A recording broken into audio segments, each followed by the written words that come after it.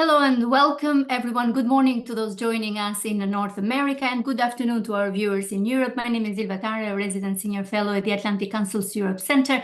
It is truly a pleasure to welcome you all for today's timely and important discussion on the European Union's immigration policies and their critical intersections with the Western Balkans.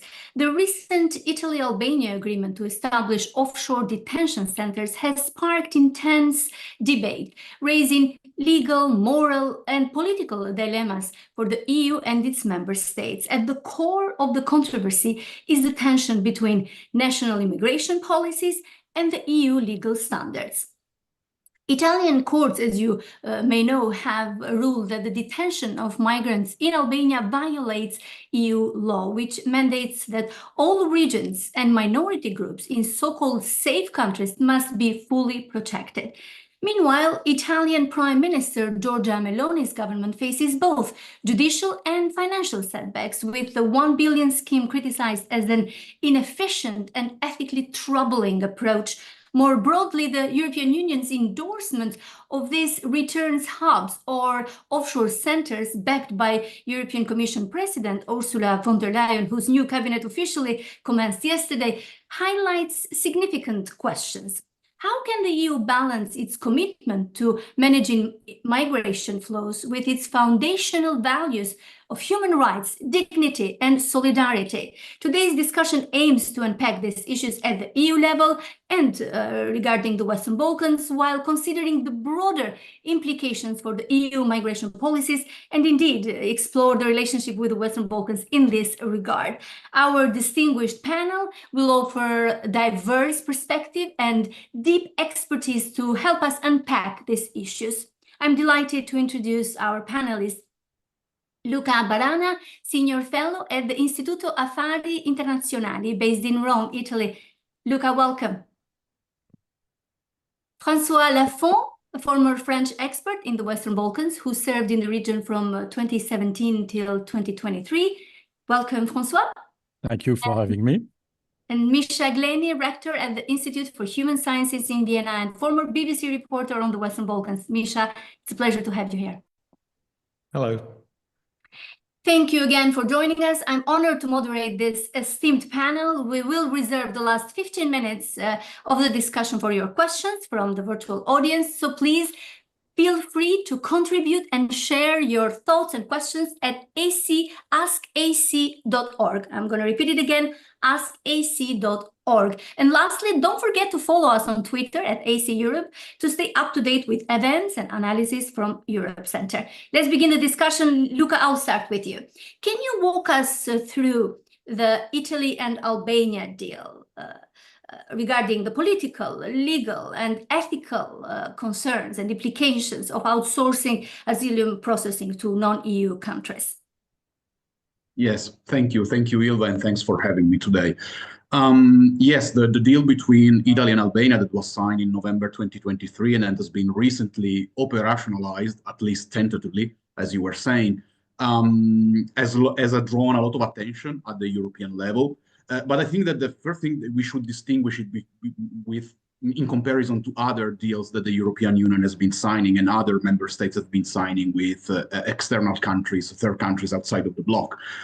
It is a landmark agreement in many ways, because it is the first time that the European member states have been able to convince a third country to host on its soil facilities where asylum seekers trying to reach Europe will be hosted, and their asylum requests will be handled, at least geographically.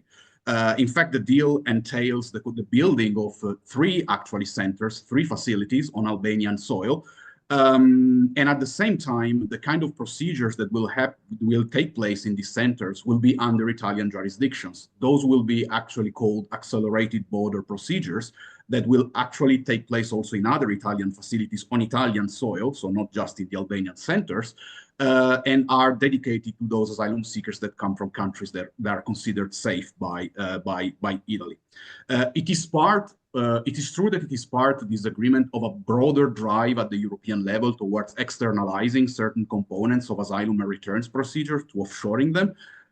But at the same time, we should also it responds to the same principle of externalization, but at the same time, I think we shouldn't overestimate the scope of the agreement, because as I was mentioning before, under no circumstances there will be a transfer of jurisdiction from the Italian authorities to the Albanian authorities when it comes to managing asylum and return procedures. As you were saying before, of course, the first steps of the agreement have met with some legal challenges that actually are not about the deal in itself, but about the admissibility criteria for accessing these accelerated border procedures that I was mentioning before. And they are quite complex and revolve around the contested concept of safe country of origin. So the implications of the rulings of the Rome Tribunal in Italy could also be wider and broader than expected and go beyond the mere implementation of the deal with Albania. Despite these legal challenges and the severe implications of the deal when it comes to access to asylum and also personal freedom for those who will be involved, asylum seekers who will be involved, the deal has been somewhat endorsed by von der Leyen in her letter to the European leaders in October. As I was saying, has drawn a lot of attention. And the idea is that it could also act as a sort of a model, as an example. I don't know if it as a best practice, but at least as a practice that Europe could look at carefully in order to replicate it in other contexts. But I think there are several reasons why this deal is hardly replicable at the EU level or by other member states. First of all, the peculiarity of the situation of Albania. Albania is not a country of origin or transit of significant migratory movements towards the European Union currently. And paradoxically, one of the reasons why the government in Tirana was actually convinced, at least rhetorically, to accept this deal, it is because of the historical ties due to immigration in Italy, but 30 years ago. While when European Union policymakers think about externalizing certain and offshoring asylum, probably they think about countries along established routes towards the European Union. We can name Tunisia, Egypt, or other countries in North Africa. And I will conclude here. The other limitation is about the legal arrangements. As I was saying before, there will be no transfer of jurisdiction from Italy to Albania, while those return hubs that you mentioned probably would entail much more intrusive legal and political arrangements with third countries. Okay. We will continue the discussion with our colleagues too, but let me ask you straightforward the question. Do you consider the deal between Italy and Albania failed? Or can still be the case that more migrants will go to? Not yet. Okay. So you think it will work out in the end? I think that the government will try. The judicial decisions? I think that the government will try to get it done, because it is not only an issue of migratory politics, but of politics. There is a lot of identity politics for the government going on around this deal. So I think it is an opportunity for the Italian government to score some political goals by making this deal work and transfer a certain number of migrants there, maybe a number smaller than first envisioned, but still. But even if the deal should actually fail, the government will be able to blame the judiciary for it. And this will play out into politics as well. So it's a lot to do with scoring political goals internally at the moment. Thank you, Luca. François, what's your take on this? Do you think this model between Italy and Albania can serve as a blueprint for a broader EU adoption, especially after von der Leyen's mentioning of offshore centers and return hubs, as she suggested? The first answer is the end of the talk of Luca, and I think he is right. This is a political gesture from the Prime Minister of Italy. And the fact that the President of the European Commission, Ms. von der Leyen, has endorsed, it was in September, and it was before her to gain the confidence of the European Parliament. And there were a lot of political games at the European Parliament level in order for the EPP to play a little bit with the right of the Parliament and the left. So there is a political dimension that we have to keep in mind first. Second, this is not something I think that will be reproduced in other countries. For sure, France and the current Prime Minister, Michel Barnier, said it was not something that France will put in place, because this is not respecting our law and our tradition. So there is no way for France to use this kind of system. Maybe in some other countries, but I don't see the German government using this process in order to externalize, outsource the asylum process. Maybe the last element I would say in this first round is to recontextualize a little bit also this process in the activity of the European Union. I mean, the European Union has adopted the Pact on Migration as EU in May and June of this year, which will be in 2 years' time if all the member states are putting in place the reforms which have been decided at the European level, which will make the system of asylum and migration different than that it was before. So maybe the political games may be a little bit undermined or played down because of the new regulation system, the new pact with 10 new texts, regulation and directive, which will, in principle, organize much better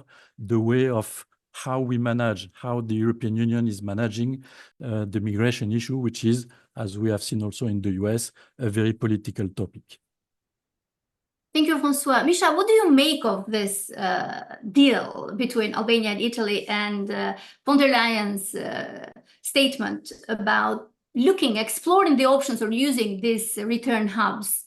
What are the risks or opportunities? Well, obviously, the first attempted deal of this sort was the previous government in the United Kingdom trying to set up such centres in Rwanda.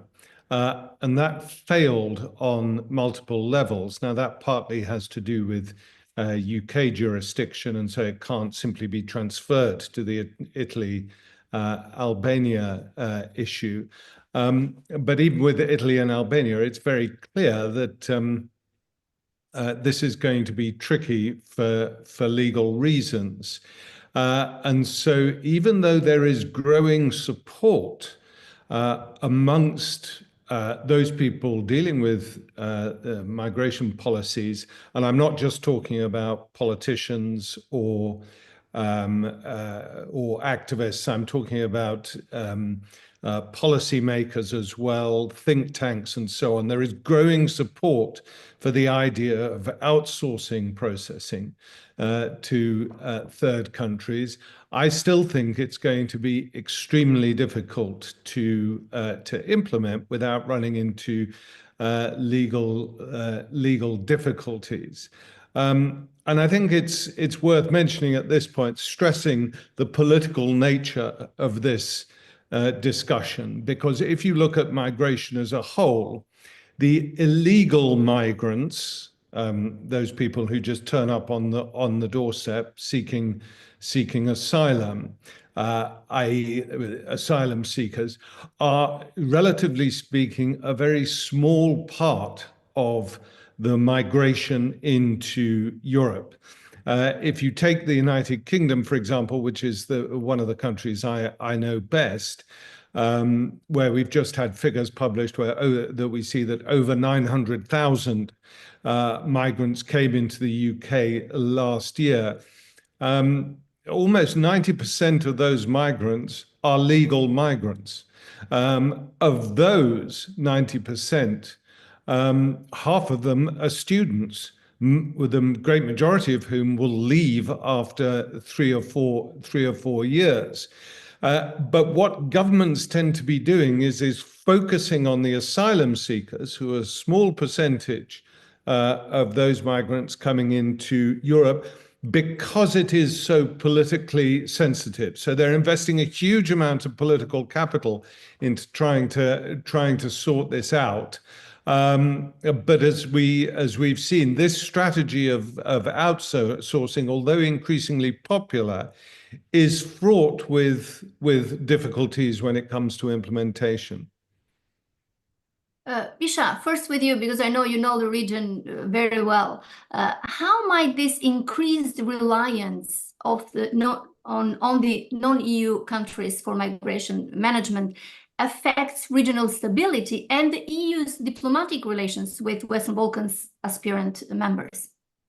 Well, I don't think that it will in the short or midterm. I don't think it would lead to any political instability in the region. One of the reasons, although this is a bilateral deal between Rome and Tirana, one of the reasons why Prime Minister Edi Rama is going ahead with this is to once again demonstrate to the West Albania's willingness to cooperate with difficult issues as far as the European Union is concerned, so that he will improve the chances of Albania at some point gaining membership in the EU. Now, this is a very indirect strategy, but it's one which Edi Rama has been particularly focused on, is trying to counter the narrative in the European Union that somehow Albania is only good for producing criminals. Which is a very popular narrative in EU countries, that in fact Albania has very constructive relationships with the European Union and always looks like it wants to cooperate. Frankly, in terms of other Western Balkan countries, and indeed Albania itself, there is a big question about whether they have the infrastructural capability to manage these complex operations of asylum seeker processing. And so I think we would wait and see if the Albanian-Italian deal comes off, what the actual implications are locally. But I don't think people are over-concerned about any political knock-on effect domestically at the moment, specifically because of these deals. Thank you, Misha. And Francois, you also have spent time in the region. What do you think about potential implications if these deals continue in the future with other Western Balkan countries? We have to distinguish between the asylum process and the migration process. And sometimes in the French mind or in the European citizens' mind, things are not so clear. For instance, the asylum, as it was mentioned, is not so a big part of the feeling of the citizens. So I don't know if this agreement between Albania and Italy will be reproduced, if it will work, and so on, because we did not mention about the cost of this of this agreement. But I see also the other part. So that means how we can manage the migration as such, the economic migration. And that's why the Western Balkans, and I would like to start and to stress the importance of the Western Balkans in order to help the European Union, and they are doing it in the management of this process. And we have seen, for instance, that there are a certain number of agreements which have been signed between the Frontex, I mean the European Border and Coast Guard, and different countries of the Western Balkans. It was with North Macedonia in 22. It was with Albania. This is with Serbia in June 24, which gives the possibility for the European Union to help the Western Balkans, not just as putting some policemen with the people on the ground, but also financially to help the Western Balkans to be the region which will provide also a positive dimension for the European Union. And this is this aspect that we should stress, because we know that the Western Balkans are perceived sometimes as the bad guys of the region, not controlling the borders and so on. But we see that when we are moving together, trying to find the right agreements, putting some financial and some human resource on the ground, the Balkan road, because this is the one which was very famous 10 years ago with the Syrian crisis. This year, this is 70% less migrants. And this is something that we have to mention beyond the asylum process that we are also trying to put in place with this new pact on migration and asylum. Thank you, Francois. Luca, in your view, what kind of mechanisms could be developed to ensure that the EU and Western Balkans cooperation on migration management aligns with both EU aspirations and long-term interests of these neighboring states in terms of policies? What mechanism can be implemented? No, I second what my colleagues were saying. The Western Balkans has always been perceived in EU policymaking as a transit area for especially during the migration crisis or so-called migration crisis 10 years ago. And I think that that kind of mindset is still there in Brussels and in many European capitals. At the same time, migration through the Balkans recently has been overlooked. I can testify from Italy, no one talks about the smaller number of irregular entries of asylum seekers or economic migrants from the eastern border with Slovenia. All the media and the public attention is focused on the central Mediterranean. The Albania deal has nothing to do with migratory movement through or from the Western Balkans. It has to do with deterring departures from Northern Africa by sending the message that a number of asylum seekers will not be received in the European Union and in Italy, but in a third country outside of the bloc. So from a policy point of view, I think that Brussels is still stuck in a mindset that was developed with the, let's say, anxieties and fears of 10 years ago, and nothing truly innovative has come out. Recently, main talks in policy terms with Western Balkan countries have been about visa alignments of their visa policies, alignment with the European policies, but again, because these countries are mostly considered as transit areas again. So I think what is needed is a more structural and comprehensive approach that takes into consideration not only asylum issues, but also the fundamental concept of economic migration, that it is completely overlooked at the moment, or at least it is there because it must be there in all the conclusions of the Council. It's like a footnote in many ways, but it is not where political attention and policy attention has been devoted recently. Thank you, Luca. François, again, you mentioned the pact on migration and asylum that entered in force in June 2024, but will be set to apply in 2026, from what I was reading. Right. And in your analysis and expertise, how is this expected to reshape migration management and asylum policies at the EU level while upholding the EU values that we're talking about? Well, this is very complicated because of course the discussion and the negotiations at the European level has taken 10 years, and because of a certain number of countries, it has been postponed several times. In particular, because Hungary was a bit reluctant on a certain number of specific points. I would say there are four big dimensions of this new pact. Of course, now the ball is in the hands of all the member states, that they have to draw, to design a national program for their own country in order to explain how they will implement what has been decided. But there are four dimensions. The first one is for sure to secure the external borders. So make sure that Frontex will be able to work more concretely. It was decided by Ms. von der Leyen that border will count 10,000. During the new statement in the European Parliament, she said that now she wants 30,000 of guards for Frontex. So that means that we are strengthening the capacity of this agency in order to control our borders. The second dimension is to make sure that the process of the asylum, to know if somebody has the capacity to be a refugee or not, all this process will be harmonized in the different member states, because for a long time it was completely different. So the guy from outside the European Union was choosing the country where he will ask for asylum, because he will know that during the delay of waiting to get the answer, he will be able to work, he will get some allocation and so on, which was different from one country to another. Now we are trying to harmonize all these elements. The third one is a kind of balance between solidarity and responsibility. What does it mean? That means that if one member state does not want to take refugee or asylum, he will have to pay to give a contribution to the other countries which are accepting to get migrants on their own land.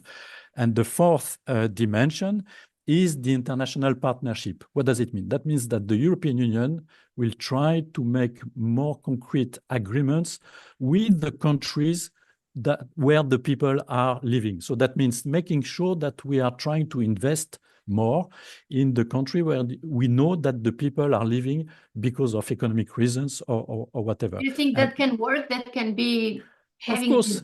results in the short term? Listen, we have done that years ago with Turkey.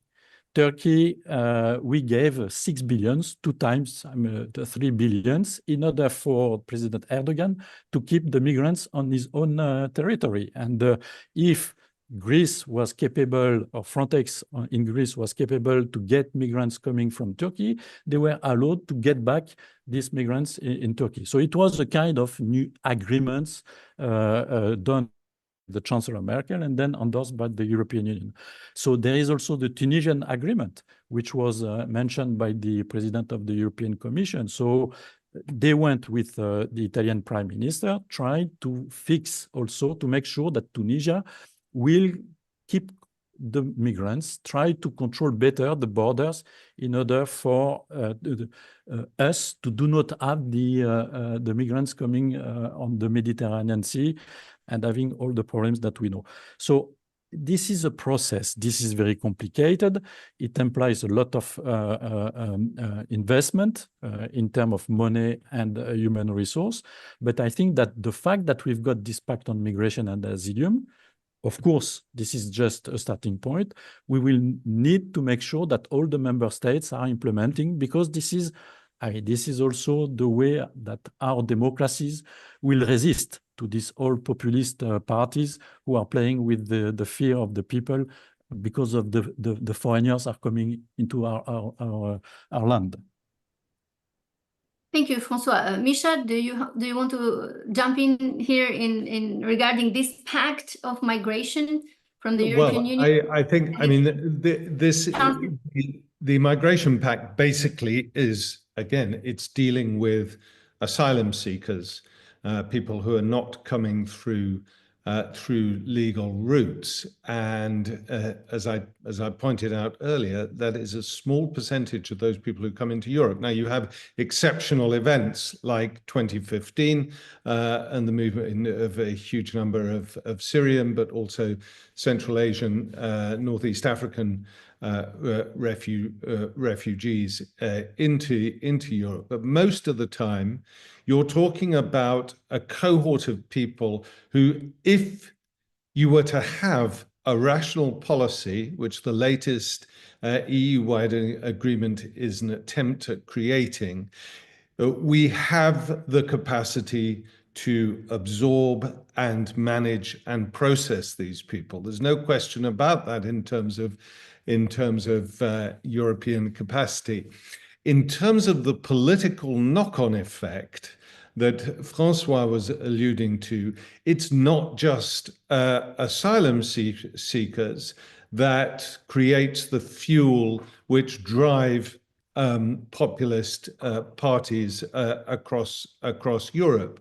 It's also because all European Union countries, even countries like Hungary, although it does it in a very quiet way, recognize the need for bringing migration into the European Union for economic purposes. So when you take somewhere like the Western Balkans, for example, one of the interesting things about the Western Balkans is that they have been losing their populations to the European Union. You know, we've seen it in the case of Bosnia, for example, over a 12–13% decline over the past 8 years in Bosnia's population. And so what you're actually seeing now, whether it's Bosnia, whether it's Moldova, or whether it's Albania, the very poorest countries on the European continent, is they are inviting migrants in from countries like Bangladesh, like Sri Lanka. So if you go to the coast of Albania, for example, and visit the hotels and restaurants there, you're as likely to find somebody from the Asian subcontinent, the Indian subcontinent there, as you are actually an Albanian. So we have, again, if you take the United Kingdom, a country I know well, even though it's outside the EU, it is to a degree coordinating with France and one or two and Italy on these issues. We have chronic shortages of labor in so many critical industries, above all the National Health Service and the social care industry, that we simply cannot manage without large-scale migration. And this is something that, on the whole, European Union leaders have been reluctant to really spell out to their populations. So they focus their political efforts and capital on asylum seekers, who are actually not so important, but they still remain very quiet about this huge migration into the European Union, which economists and industrialists deem as absolutely necessary if we're going to sustain the tax bases that enable us to have advanced social systems as we do in the EU. But Misha, there is also migration from the current EU member countries. Is the European Union prepared to address the demographic challenges that it's having? Yeah, well, I mean, that's sort of the point that I'm making, that on the whole, no. If you compare the EU to the United States, for example, average age in the EU by 2030 is estimated to be 50. Average age in the United States by 2030 is estimated to be 34. And what you've been seeing over the past 30 years, in part because of this dramatic demographic decline and reluctance to accept migration into Europe, is that, and also the declining productivity levels amongst the European population, is you are seeing the United States sustain its relative economic position in the world at about 24% of the global economy. Since 1990, the European Union has gone from 28% of the global economy to 14% of the global economy. A small part of that is a consequence of Brexit, but largely it's because of declining populations in work and a reluctance to accept large-scale migration in order to compensate for the declining birth rates. Thank you, Misha. Please, I'm asking our audience that is following us now live in this discussion, send your questions, your thoughts, your comments for our guests, for Luca, for Francois and Misha at askac.org, and we will have around 10-15 minutes in the end of this conversation to address your questions. And Francois, you did mention there are two very clear categories that mean different things: asylum seekers and migration quotas.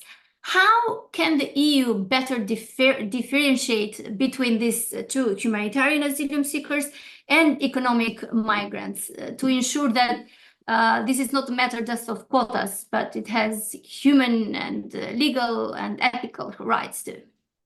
Well, I think that in the pact, things are trying to be defined more precisely, but to be very schematic. I mean, when somebody risks his life in another country outside the European Union for political, sexual, religious, or ethnic reason, the European Union has to welcome these people in order to protect them, in order to make sure that they will not be killed by their regime in the world.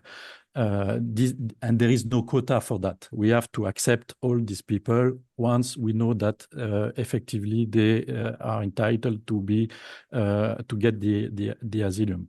The problem is that when the decision has been taken, if we have, let's say, 100,000 people asking for asylum, and we say yes for 30,000, what we will do with the 70,000 rest? I mean, they have to go back in the countries because we know that they were asking for the refugee statute, but they are not allowed to get it according to our criteria.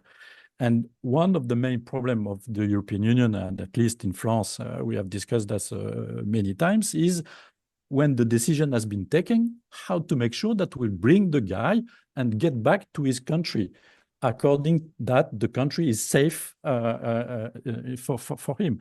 And this is one of the main issues. And I think that the pact is also trying to find solutions in order to make sure that we will make sure that the one who have not the right to get the asylum, the refugee statute, will be bring back in their country. Then concerning the economic migration, that the people who wants to come to Europe to have a better life, we should be able, and I know that this is in discussion, not all the member states wants to say that, but it has to be done according to the labor market of the countries. I mean, we know that in a certain number of sectors, it could be the food sector, it could be the help to the people, the old people in our society and so on. We should be able to define a certain number every year, quota, like it exists in other countries. I think that Canada is doing that very well, in order to make sure that we decide a certain number of people for these sectors, this economic sector, we need them. And make sure that it will be a kind of legal flux that we will be able also to explain to our population, and they will understand that we need them. Because as Misha mentioned rightly, we will have a demographic problem in Europe. I mean, our societies are declining and we need people in order to work for us easily. And I'm not talking about the pension system. Who will pay the pension of all the people who are getting old in Europe? Luca, I'm bringing you in now to, if you want to jump in this, what we're discussing, but also what responsibilities does the European Commission hold in ensuring that the member states' migration policies align with the EU laws, principles, and the human rights standards? Yes, the problem is that I think that now the priority for the Commission will be to enforce the implementation of the new pact, of course, also in its human rights dimension, but I think especially in the most restrictive measures that it will introduce, because it is true what Francois was saying about this distinction between economic migrants and asylum seekers. I have the feeling, however, that in the public discourse and in policymaking at the European level, there is a willing confusion between irregular migration and asylum seekers. When we talk about diminishing the numbers of irregular migrants, we are also meaning diminishing the number of asylum seekers by introducing more restrictive criteria for accessing asylum. And this is the direction that the new pact moves into. At the same time, the other risk that I see for the Commission is over-promising. Because since the new pact has been, and these new regulations have been introduced, the implicit promise that the EU institutions and also the member states have made to the public is that, and let me simplify it, migration has been solved now that we have the new pact. This is not true, of course. But I ask myself which kind of backlash the European Union could suffer when all of a sudden the number of irregular arrivals in the central Mediterranean will grow again in a couple of years, because it will happen. It will not be the new pact to stop the people trying to depart, to leave Tunisia or Libya or their countries of origin. And this brings me to my last point. Yes, the key issue that is also, it's only partially handled by the new pact is returns. Enforcement of returns is dismal around Europe, and this is the big priority that the Commission has acknowledged. But the issue here is that you need cooperation from third countries that will need to receive back their citizens or third country nationals. And this has been quite difficult to achieve over the last 10 years. Luca, that's my point. How can it be possible to have an agreement with a country who could not control its own citizens to go above the border illegally, to accept them? Like, how can you rely on these governments? Well, it's a very complex issue. And first of all, we need to understand that the perspective on migration and emigration especially is different in other contexts than in Europe. For many African countries, for instance, migrants, even if irregular, are a source of remittances that are vital for their economy. And so first, the European Union should acknowledge this and then work around this acknowledgement to find a strategy. Now, in the last couple of years, there has been talk to use trade and cooperation to leverage the European position vis-à-vis these countries. But the risk, of course, is subordinating broader relations with these countries to short-term needs on the migration, and in the end do not achieve the results that were first expected. Thank you, Luca. So, but having a pact is better than not having it at all on migration, I mean. So you agree that the EU is doing something? Yes. It's trying to yes, it has the merit to bring all the regulations under the same policy umbrella. So a bit more harmonization, as Francois was saying, but it is not enough to have our house in order, let's say. I absolutely to Let's not forget we're talking about Brussels here and EU. Yeah. So just not to overcomplicate issues. Misha, are there any lessons from, you mentioned Rwanda and UK case, but are there any lessons from past EU migration agreements with other regions that you are aware of that could inform a more balanced and sustainable approach in collaboration with the Balkans? Really, at this level, the issue of migration has become this #1 policy issue across much of the continent, only really since 2015. The 2015 crisis was quelled through two mechanisms. One was Angela Merkel's decision to wir schaffen das, we can manage this, and bring in around 1 million migrants into Germany. Now that created all sorts of issues in Germany, but it took the pressure off the big wave of people coming through. But it was the Germans, and specifically Gerald Knaus of the European Stability Initiative, who then, with the German government, came up with the idea of paying the Turks 6 million euros in order for the Turks to hold back the flow of migrants. Billion. Billion, yeah. Did I say million? I meant billion. I meant billion. I knew it was billion, don't worry. And this turned out to be a very, a pretty effective strategy for a period of time, bearing in mind that also Russia has on occasions tried to leverage the pressure of migration and apply pressure by allowing migrants through, particularly through Belarus, but also in conversation with Turkey about trying to persuade Turkey to allow the migrants to go through into the European Union so that it weakens EU countries. But specific agreements, apart from the Tunisia agreement, the main one was the Turkish agreement from 2015-2016. Thank you. I'm reminding again our audience to send their questions at askac.org. And I have one question that I would like to make it part of our conversation now. Luca, Francois, Misha, whoever wants to answer. It says, since migration is such a contentious issue in the United States, and we saw that even in the elections last month, are there any lessons learned from the issue for the new US administration in its future migration policy? Will we realistically see any offshore deals between the US and return hubs?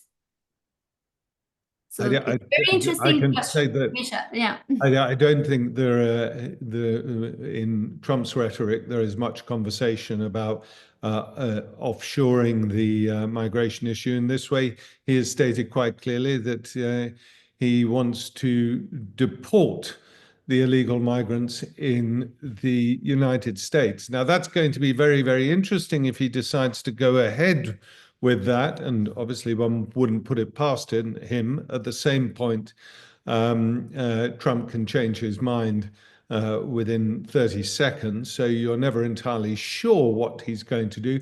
But if he were to start, for example, deporting the illegal migrants from Texas, he would very, very quickly have a lot of unhappy Republicans on his hand, because the Texan economy really cannot function without the illegal migrants coming up from Central and South America.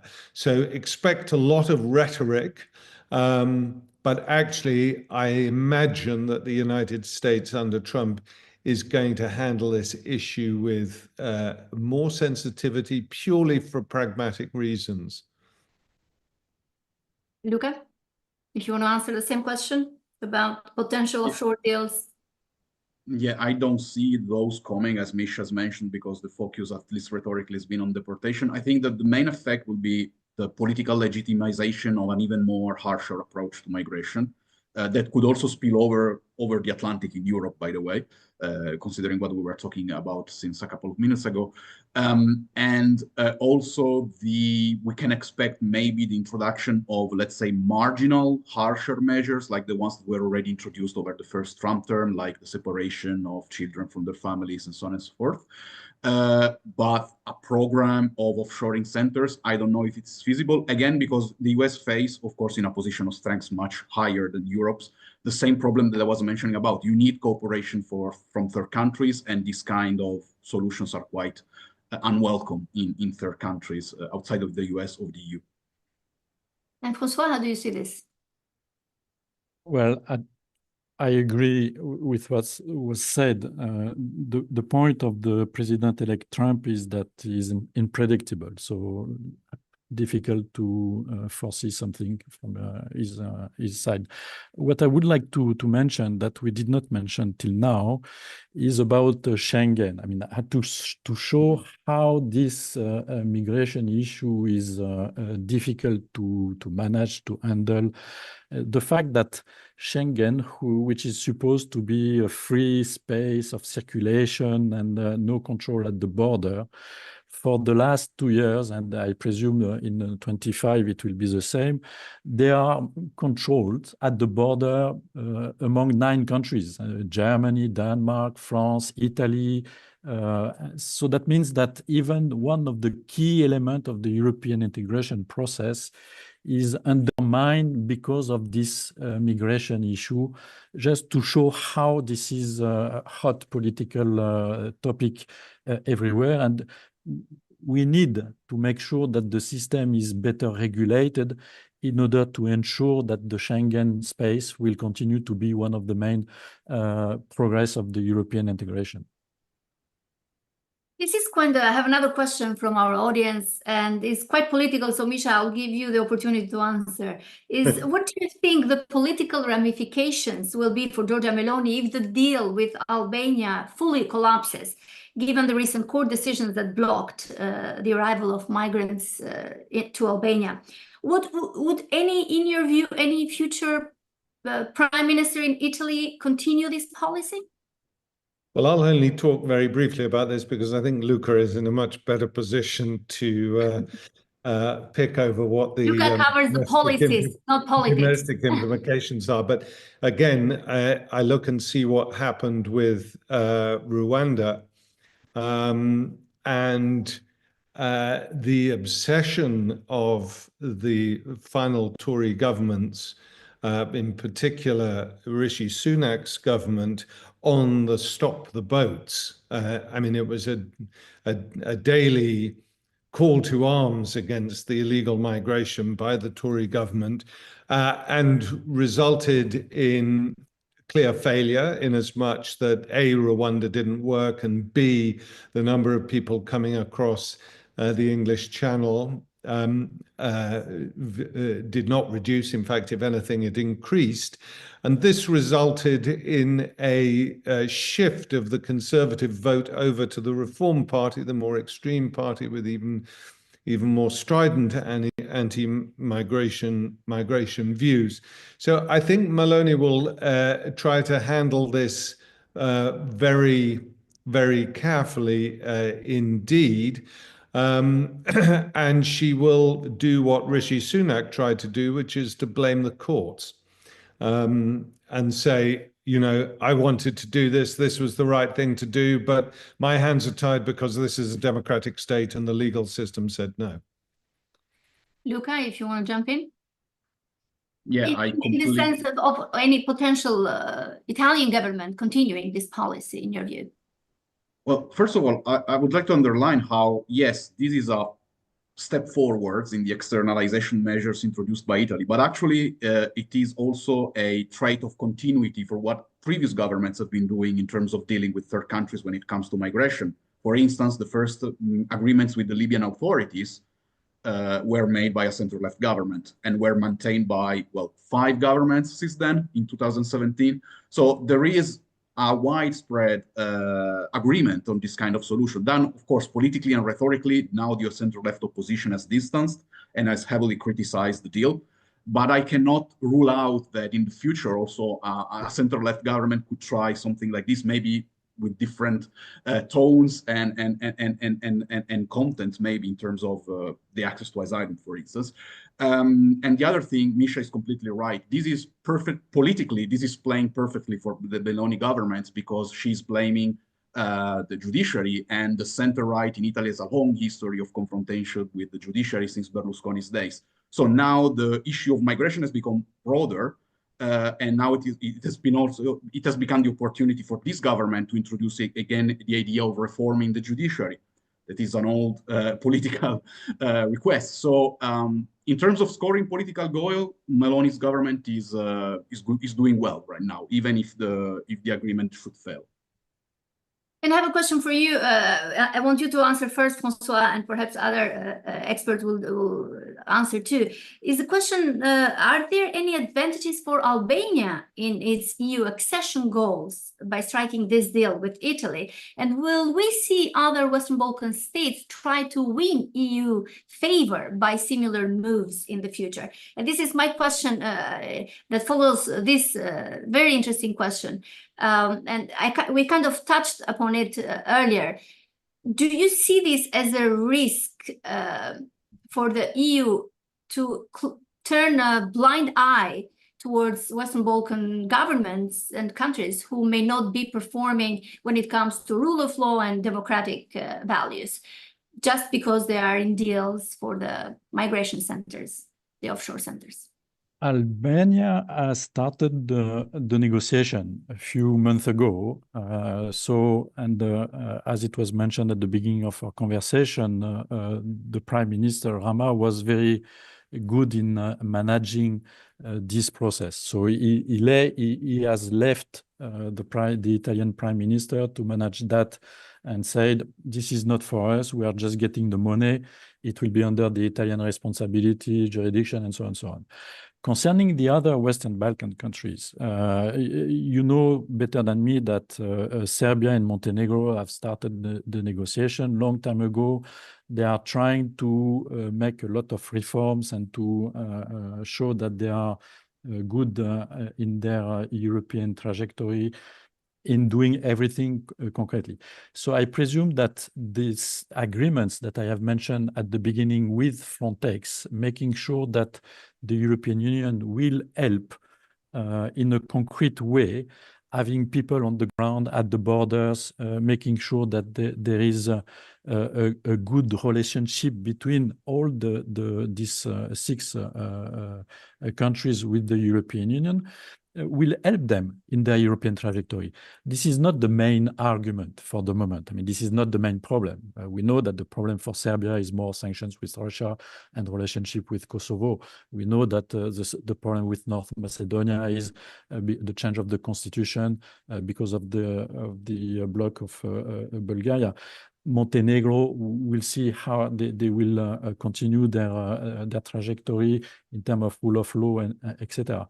But of course, if they are doing well as they did, I have to mention, as they did during the first crisis. I mean, 10 years ago, the Balkans, North Macedonia and Serbia have done very correctly what they were supposed to do, making sure that the flux of the migrants went well to Germany. So they were perfect on that.